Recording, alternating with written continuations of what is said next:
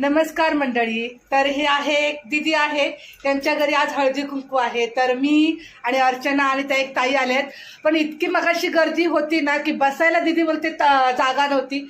पण आम्ही रिकाम्या वेळेत आलो, त्याच्यामुळे म्हटलं चला आता दीदी हळदी कुंकू करतायत.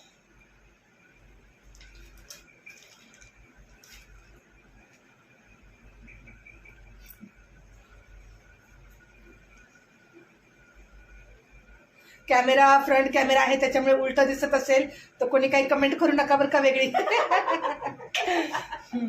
इंस्टाला टाकतात का? नाही, युट्यूबला आहे.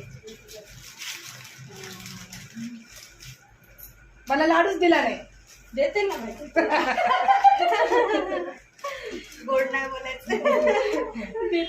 दीदी येता जाता गोड बोलते. बापरे, खरंच स्वभाव खूप छान आहे.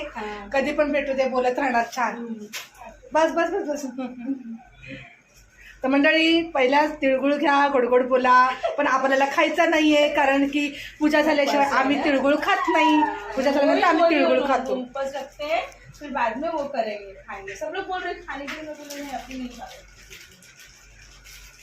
कैसे खाएंगे ना?